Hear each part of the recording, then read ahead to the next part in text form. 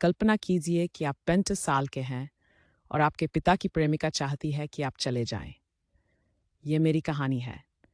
मेरे पिछले अपडेट के बाद से मैं अपने दिल में एक तूफान लेकर चल रही हूँ। एक ऐसा तूफान जो डर, अनिश्चितता और थोड़ी सी उम्मीद से भरा है। मैंने अपने दादा दादी, जो मेरी समझदारी का आश्रय हैं, की ओर रुख किया और उनके सामने अपनी उथल पुथल को उजागर किया। मैंने उनसे वह सबसे कठिन सवाल पूछा जो मैंने कभी पूछा था, क्या मैं आपके साथ रह सकती हूँ? उनका जवाब तुरंत दिल को छू लेने वाला हाँ था। उनके समर्थन के साथ मैंने एक बार फिर अपने पिता द्वारा बनाए गए इनकार के किले को भेदने की कोशिश की। मैंने अपना दिल, अपने डर, अपनी चोटें, सब कुछ बिना किसी कैमरे की ठंडी, अनौपचारिक दृष्टि के सामने रखा। लेकिन मेरी विनती बहरे कानों पर पड़ी। उनके लिए मैं सिर्फ एक ईर्ष्यालु किशोरी थी जो उनकी नई मिली खुशी से नाराज थी।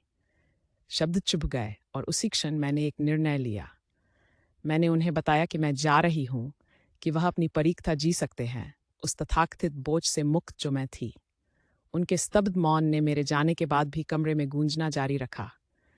मैंने पहले ही अपने जीवन को अपने दादा दादी के घर स्थानांतरित कर लिया था, धीरे धीरे, बैग दर बैग।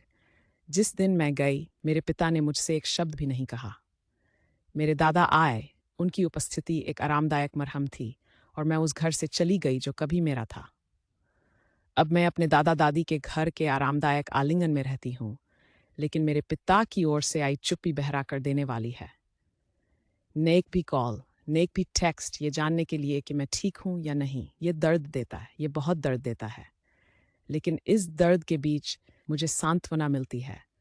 मेरी दादी, जिनका प्यार असीमित है, और मेरे दादा, जिनके कठोर बाहरी रूप के पीछे एक सोने का दिल छिपा है, इस तूफान को सहनीय बनाते हैं।